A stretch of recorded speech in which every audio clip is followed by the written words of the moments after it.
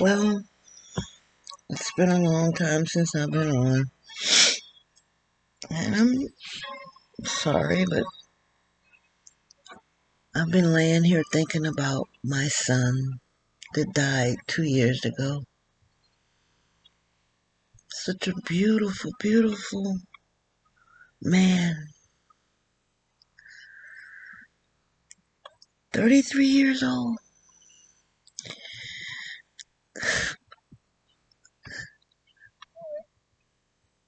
That was so full of life and light and love. He showed his love by cooking. He loved to cook. Just a beautiful, beautiful man. I miss him so. And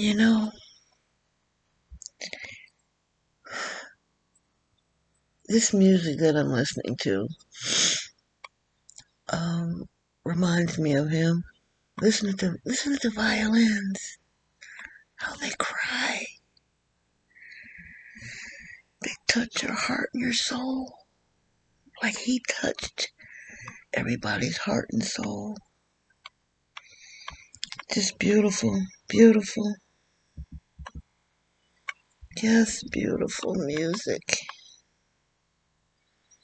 I miss my son so much. I really do.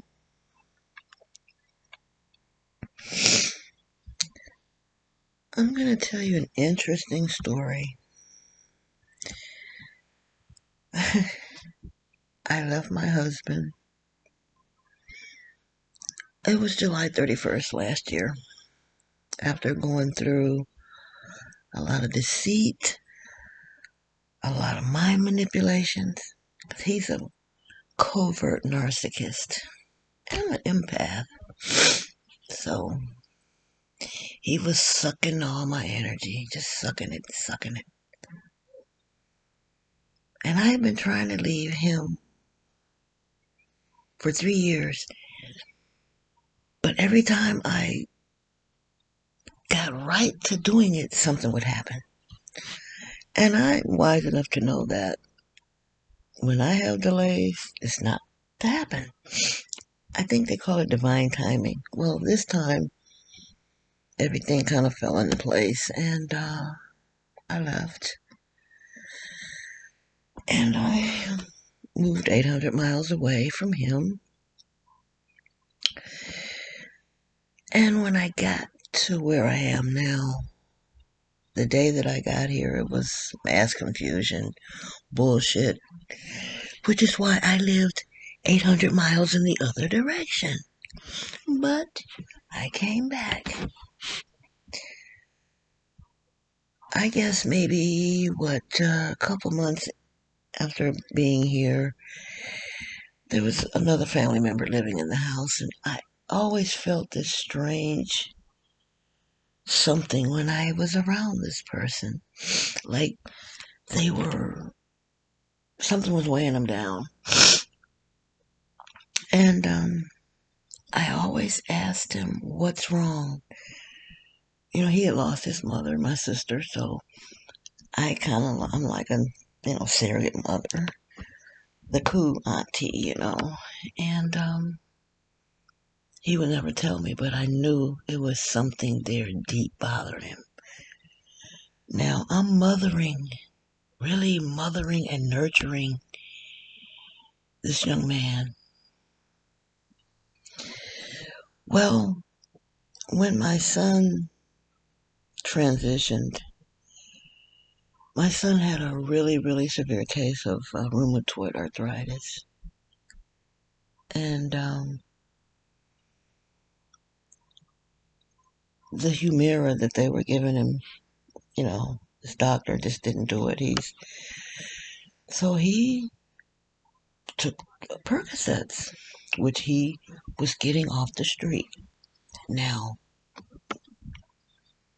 I'm not condoning it. I'm not, saying it's cool. People have to do what they have to do to get through. Which my son died from Percocets laced with fentanyl. We all kind of knew this shortly after he passed. Knew that someone close to him, well, two people close to him, were responsible for him getting these pills. And I knew that, but I didn't know where they came from. That's all I wanted to know, where they came from. Because in my deepest sorrow, I wanted to fuck the person up. Literally, slowly. To my surprise, I find out that a close family member was responsible for getting the pills to my son. Upon confronting this family member, he denied it, but the person that gave them to my son got them from the family member. So I asked this family member that supplied the pills, did you know they had fentanyl on them? Well, he goes into this long bullshit story. But in telling the story, he told on himself. He said, oh, I stopped fucking with him because I heard my dude was putting fentanyl on him, so I didn't do it. But earlier in the conversation, I didn't ask him if he gave the pills to my son. I said, you gave to my son some pills. And he said, yes. But he redirected that later on. So how could you want to get a come up financially so bad that you risked a life to make a few bucks, knowing my son was in severe pain, knowing he trusted you, and you knew that he was going to take him? And you looked me in my fucking face every day for months knowing it. Now, as a mother, my reaction was, I'm going to fuck this motherfucker up. So I told him, get away from me. I had thoughts of slitting his throat, poisoning his food, blowing up his car. Then a couple days in, I felt a little different. Now, mind you, before I found out what happened or where these pills came from, I'm getting all kind of things around the house, like people knocking on the door knocking and nobody's there, smoke detectors going off, finding feathers, the dog growling at nothing, little tapping on my closet door in the room. When I found out the whole story, all these things stopped.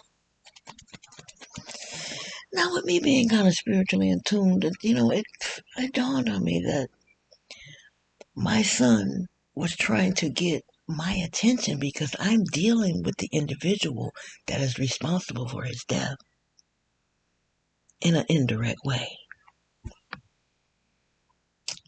After I found this out, all that stopped. The spoons moving on the counter by themselves and little things like just things that are supernatural. I felt lightness in my soul, lightness in the dark place that I had been in since his death. I knew my baby had transitioned. His spirit had transitioned and gone where it needed to go. Now, when he first died, with him being so sick and his body was really, he had it so bad at 33, his fingers were curled and his toes were curled.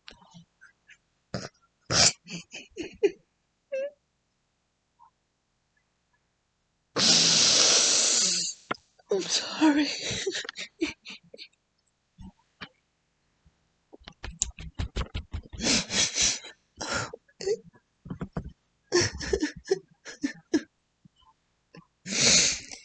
But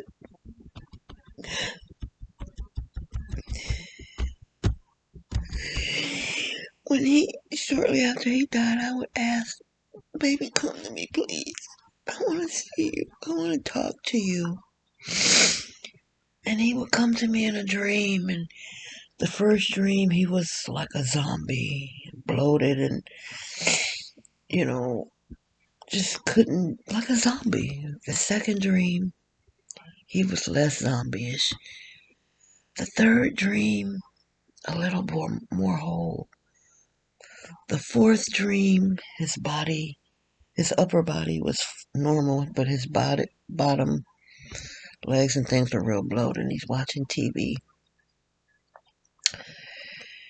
And I came across a video, probably on YouTube, and discovered that when people die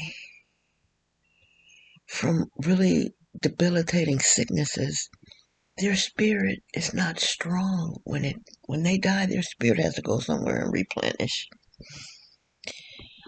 And that's what he was showing me in my dreams, but I didn't know it at the time. So, at any rate, the family member that is responsible for giving the pills to somebody that gave the pills to my son, I mean, I love him. I love him, but I don't want him around me. I love him because he's a lost soul. I love him because he has no idea of the things that he's going to face in his life. That is a direct result of, the cold-hearted thing that he did. I wish him well, but I know he's not going to get it. So, in these dark places, the only way to transition from that is love. It's love. Even when it's hard to do it. And if I could do it, anybody can do it. I can love the person that really killed my child and look him in his eye. Love, love, love. It gets us through the dark times. If you just continue to look for the love in any situation, you win. It's the highest vibration you can have. It's tough. It's real tough. It's real tough. I've got more stories to tell that I can tell you that love got me through them. Love changed it. Love had me where I didn't tear myself down. Love had me where I look for that light that I know is there every day. So I'm gonna end this video, and I hope this helps someone. Thank you. Good night.